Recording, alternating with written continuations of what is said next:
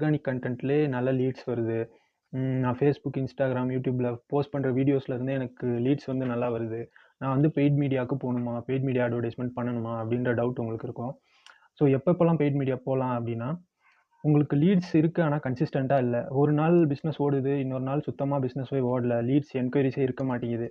அதாவது கன்சிஸ்டன்ஸான லீட்ஸ் எனக்கு இல்லை அப்படின்றப்போ நீங்கள் பெய்ட் ஆட்ஸுக்கு போகலாம். அடுத்தது எனக்கு ஆர்கானிக் கன்டென்ட்லேருந்து வர லீட்ஸ் பத்தலை, இன்னும் நிறைய லீட்ஸ் வேணும், அப்போ தான் பிஸ்னஸ் க்ரோ பண்ண முடியும் அப்படின்னு நினைக்கிறீங்கன்னா, அப்போது நீங்கள் பெய்ட் ஆட்ஸ்க்கு போகலாம். ஸோ அடுத்து நான் என்னோட பிஸ்னஸை வந்து எக்ஸ்பேண்ட் பண்ணணும், அப்படி இல்லைனா ஸ்கேல் அப் பண்ணணும் அப்படின்ற பட்சத்தில், இல்லை வேறு ஏரியாக்கே நான் கொண்டு போகிறேன். இப்போது கோயம்புத்தூரோ இல்லை திருச்சி, திண்டுக்கல்ல நான் சென்னைக்கு கொண்டு போகிறேன், இல்லை சென்னையிலேருந்து வேறு ஏரியாவுக்கு கேரளாவுக்கு கொண்டு போகிறேன் பிஸ்னஸ் அப்படின்றப்போ, அங்கே போகும்போது புது புது கஸ்டமர்ஸ் தேவைப்படுவாங்கல்ல. ஸோ அப்போது வந்து கஸ்டமர் அக்வசிஷனை ஈஸி பண்ணுறதுக்கு நமக்கு பெய்ட் அட்வர்டைஸ்மெண்ட் போகலாம்.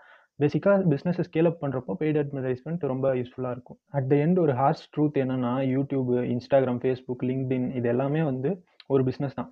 அவங்க வந்து நம்மளோட கான்டென்ட்டை புஷ் பண்ணி நமக்கு பிஸ்னஸ் எடுத்து கொடுக்கணுன்றதுக்காக அவங்க பிஸ்னஸ் நடத்தலை.